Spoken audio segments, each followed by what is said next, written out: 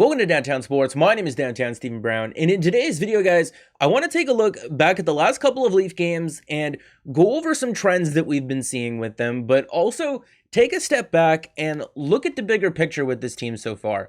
What have we learned? What needs to change?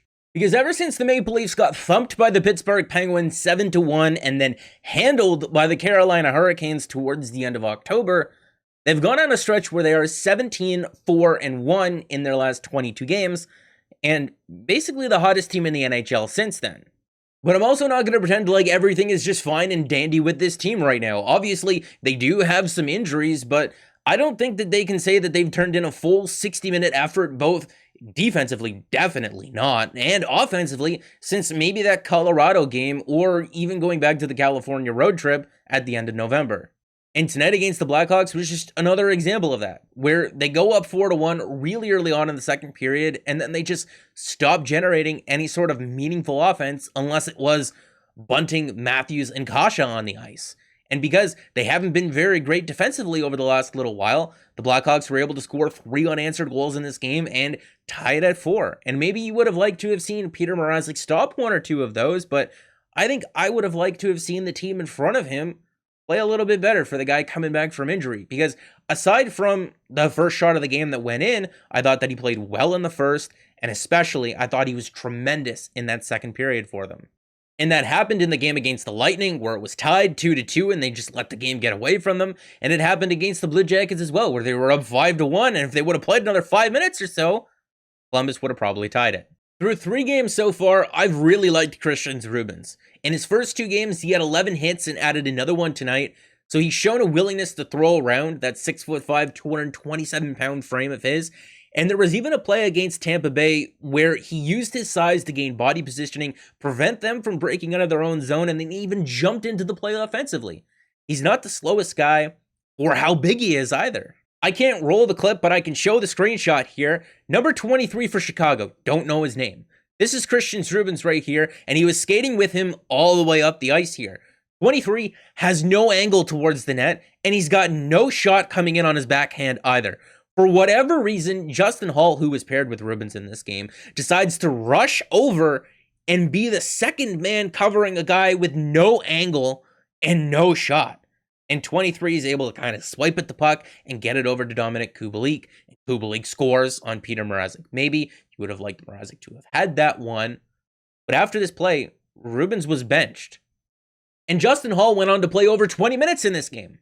And the only way that I can rationalize that and keep benching Rubens is because if you look at this game as a whole, the previous game against Tampa and the game before that against Columbus, it is not up to the guy who's in his 3rd NHL game to clean up what is going on with this team defensively. And I know that there's injuries, but you need to see what you have in the guys who are supposed to be doing it. And it's not fair to Rubens to be paired with a guy who's just out there making all sorts of interesting decisions, and that's what we'll call them. And we've discussed Justin Holl at length on this channel. You know, maybe there was an illness towards the beginning of the season that has dragged on, and that's why he's looked a step behind everyone else. There needs to be a date in the back of Kyle Dubas's mind where he sits down and looks at this team honestly. And I know that there's been injuries, but if anything, I think that the injuries have done a great job at exposing where this team needs to improve upon the most. Whenever this date is, he needs to sit down and look at specific players and ask himself, does this make sense right now? You know, and when you're looking at a guy like Justin Holl, we've given this as much time as we possibly can. How bad he's been is shocking because, you know, maybe he was a defenseman last year that was not a top 4 guy that was being propped up by Jake Muzzin, but he's bad with him and he's bad without him. That's where we're at right now. We didn't know that Timothy Liljegren was going to be able to fill a spot in this lineup. We didn't know that Rasmus Sandin, no matter who his partner was going to make up one of the best 3rd pairs in the NHL. We didn't know if Travis Dermott could handle playing on the right side or not, but he has. So to pay Justin Holl $2 million to be your 7th defenseman does not make sense anymore. It's time to move on. And it's not even about the expansion draft or Jared McCann. I didn't agree with protecting Justin Holl at the time, but I understood what the pros and the cons were.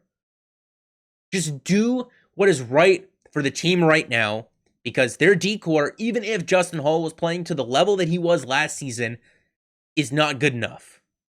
When they played on Thursday night, the Lightning were without Kucherov, Point, and Cirelli, and the Leafs were without Marner, Spezza, and a couple of pieces on their back end. When both teams are fully healthy, the Lightning are the better team.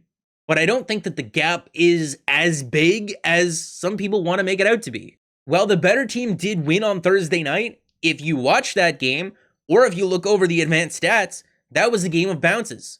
Stamkos gets one to go his way and he capitalizes on it. Good players are going to do that. One of the goals go off of Nylander sticking in. That's hockey. It's going to happen sometimes. I just know that no matter how banged up the Toronto Maple Leafs were, no matter how unlucky they were, if they got blanked by the Ottawa Senators 4-0, a team that was second last in the NHL coming into tonight, the sky would be falling for a month straight. They led the shot attempts, the actual shots, the scoring chances, the high danger shot attempts, and the expected goals in every single period of play against the Lightning on Thursday night. When both teams are healthy, the Lightning are the better team. But I don't think that the gap is that big. You know, and some people like looking at websites like this where they show the strength of the schedule played so far, and for the Leafs, it hasn't been too difficult, but it also hasn't been the easiest. What's on the screen right now is the Leafs' goals for above expected rolling total for the entire season. And the stretch where they've gone 17-4-1 in their last 22 games starts on October the 27th. This is the game against the Blackhawks after they had just lost 4-1 to the Hurricanes and 7-1 to the Penguins. And over this stretch where they are 17-4-1, they lead the NHL in points percentage and just total points. Their luck on this run continued to bottom out several times before coming back up over that California road trip and that game against the Avalanche. When everyone is healthy, Pierre Engvall is not one of the top 12 forwards on this team. And if you're looking to improve the defensive core, then you've identified two pieces that you can move out to create some cap space. Maybe it's about $2 million or so, and that's not a lot of money to work with. But once you start getting salary retention, if you get double salary retention like the team did with Nick Foligno last year, you can really stretch that about $2 million or so. And if you're looking to add a forward to this group, I don't know who you bump. Wayne Simmons just keeps getting better and better as the season goes on. The higher in the lineup a guy like Ondrej Kase plays, the better that he gets. Michael Bunting's been on absolute fire, and Nick Ritchie, like we said, over his last 10 games or so, he's been a physical force, gets in on the forecheck, whether he's playing with Comp for Kase or on that fourth line with Simmons and Spezza, has been able to put up some points. And you are, I don't care who says it, you are not moving Alex Kerfoot off of this roster. Whoever says that, they're wrong and they don't understand. They don't understand. They're wrong. They're wrong. He's been so great on the penalty kill so far this year. He's been effective with John Tavares and William Nylander. And the fact that he could play center in the way that he filled in for the team in the playoffs last year, you'd be nuts to move that off of your team. You don't need the cap space. You can find it in other places. If you wanted to add a forward and a defenseman to this team, maybe it's a little bit of wishful thinking to believe that they can actually move out these three guys, but I've seen worse moved for a lot less. So, time to get creative, because that's a healthy amount of cap space, especially when you take into consideration the possibility of salary retention. To go out there and get two meaningful impact players to not just bridge the gap, but to punch the Maple Leafs over the top. And there's not even a depth problem in this scenario, because you'd be acquiring another defenseman and another forward. Travis Dermott would be your 7th, Christian Rubens can be your 8th, and Alex Biega can be your 9th. And in terms of the forward core, you'd have another guy here, and the 13th guy can be one of Alex Steeves, Kyle Clifford, Joey Anderson, Nick Robertson, even come the new year.